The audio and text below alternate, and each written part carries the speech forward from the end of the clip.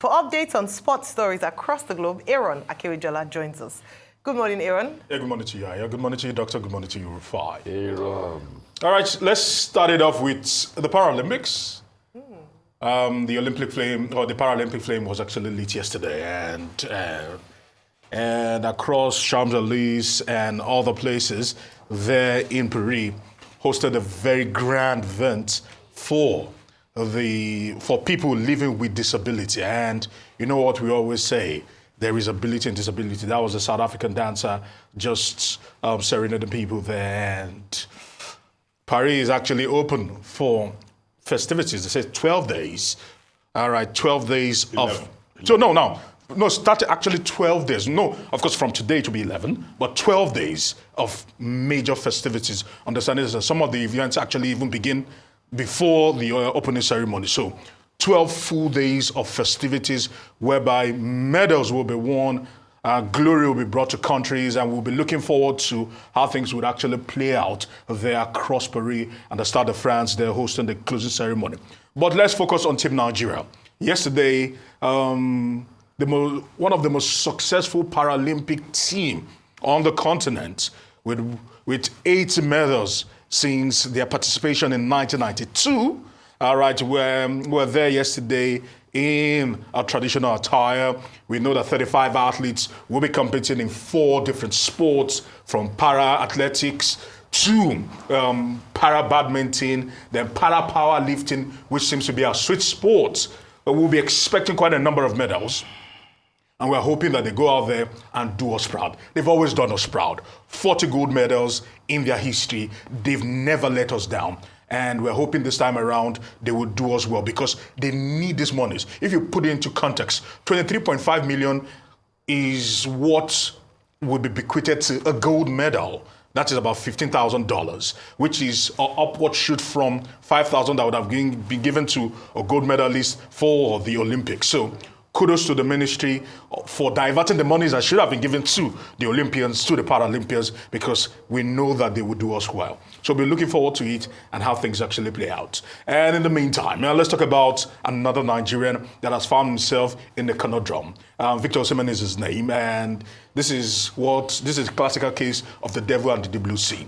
At the moment, the transfer window will be shutting close tomorrow night, and he has a decision to make because at the moment nobody is biting. In terms of nobody's interested in bringing Victor Osimhen in.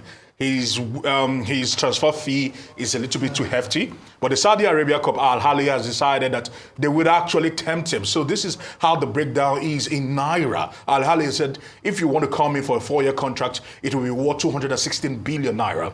Per annum, he'll be taking home 54 billion Naira. Per month, he'll be paid 4.5 billion. Per week, he'll be netting about 1.1 billion. And per day, 161 million. At the moment, he's on £131,000 a week in SSC Napoli. So whether he decides to stay or go, former Super Eagles player Brown Ade has said, my boy, football is like biscuits. Sometimes you don't know where it breaks. Anything can happen.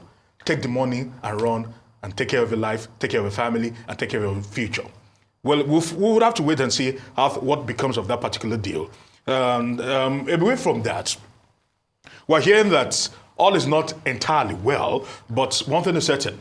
Bruno Labbadia has been named the coach of the Super Eagles. We all know that. And he has insisted that he's going to come with his own backroom staff. We're not sure of the names right now, but in the coming days, this will be coming to light. And he wants his German tacticians to come with him in full force to try to revolutionize. They see him as another Sam Allardyce kind of person, a Tony Pulis, men that are stopgaps that come into crisis situations and try to stabilize ships, or probably the Gosedeks of this world. That is the mode in which they see Bruno Labbadia. Yes, okay. So let's see if he will be able to stabilize the sinking ship, which is the Super Eagles at the moment. He has very little time to do that because on the 7th, the Super Eagles will be in action against Benin Republic. And more importantly, we're even hearing that there are rifts, and some people are not entirely happy within the ranks of the Super Eagles, within the ranks of the board of the Nigeria Football Federation, for the singular fact that this man was brought in without wide consultation. Let's see how that one goes quickly. Later on this evening, The new Champions League format for the new season will be on. Those are the teams that have actually qualified for the UEFA Champions League, and a lot is expected. They've been grouped into different pots. They can actually press it off for us, and everyone will be playing each other, so to speak, from pot 1 to pot 2, pot 3, pot 4. So a lot is expected in this new format for the UEFA Champions League. And before I wrap it up quickly, the US Open is sitting up nicely. And let's start it off with one man, Novak Djokovic, who was able to disperse his own man and his own compatriot, Leslie Jere, I beg your pardon. And he did it in fine fashion, 6-4, 6-4, 6-love. And when you look at it, at the moment, across all Grand Slams, he's been able, if they can push it further, as all Grand Slam, he's been able to win well over 90 matches for himself. And you look at that, at the Australian Open 94, Roland Garros 96, Wimbledon 97, and the US Open 90. Just cementing his greatness. And of course, Coco Gauff also was able to actually disperse the German Maria 6-4, 6-love. And she will be moving on, and it's not going to get easy for her because she would actually have to dig deep in the third round and actually go against Lusolina. Let's see how that one actually plays out. We are expecting great things to still happen, and it's still the US Open, and lots is expected today. Okay, Aaron, I hear what they are saying about the German tactician, but I have my fears.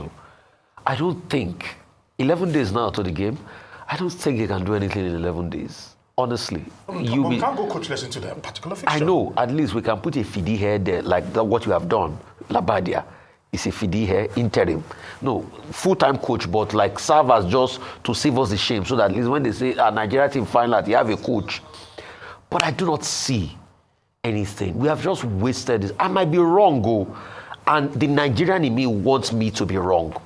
But the objective person in me says I might be right. But the Nigerian in me, hope against hope, says I will be wrong, I will go there, Labadia will get a victory against the Squirrels. This is a crisis period, so... Yeah, we're looking forward to that victory. I pray I'm wrong. His former club, VfL Wolfsburg, have given him the endorsement that they feel like he's going to be a great coach. So he's come with recommendation, reference.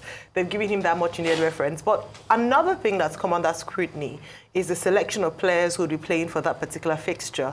Some names have come up, and of course, since you talked about Victor Osimhen this morning, that's a controversial name that has come up on the list. A number of people have said, oh, he hasn't played in a while. The question is, do you think he was part of the people that drafted that particular squad? No, I mean, At the moment, there are still things it went from Labadi. I'm just saying in terms of Victor Osimhen. and his frame of mind. Yes, the frame of mind and the list is should he have come on, and then takes us back to what had then happened with Finidi George, because that case cannot be swept under the carpet. True. Was there any kind of punishment for him? Did he eventually, come out to show that he was sorry, remorseful? Because what then stops other players from acting the way he did if they'll be rewarded, or you still come up and be called up? So just to mention a few things, we're watching and looking, and we remain hopeful, renewed hope season that Nigeria will come up with a win. All right, 7th of September. Okay, on Osimhen, Chelsea has submitted a formal bid for him. The transfer clause is 130 million pounds.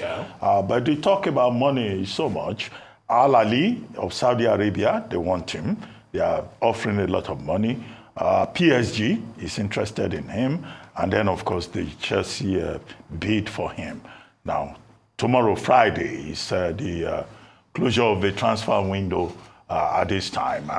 And you have that closing across Europe from 1900 British Standard Time across the whole of Europe at different times.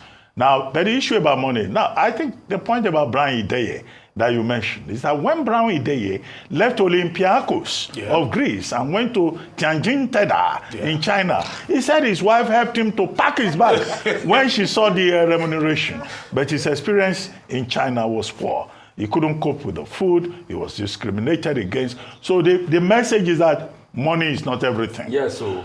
Paralympics, spectacular opening yesterday. Frigis, the same mascot that was used, except that he was wearing blades yesterday. 589 gold medals to be competed for. 4,400 athletes in attendance. 158 delegates. The ceremony was symbolic. It started at the Place de la Concorde. They went through the Avenue des Champs-Élysées. That's how it's pronounced. up to the Arc de Triomphe. But at the end of the day, you know, the point made by Edward Passing, the coordinator of the International Paralympic Committee, is that there is a revolution afoot. This is about inclusivity, and it is to demonstrate that people who have disabilities can perform and achieve at the highest level. Yeah. As for the Nigerian Paralympics team, I think they will do better than the able-bodied, way better than the able-bodied people that will say they will win medals. Yeah. As for Labadia, is it good enough? That is a question. But we'll see. Wait and see.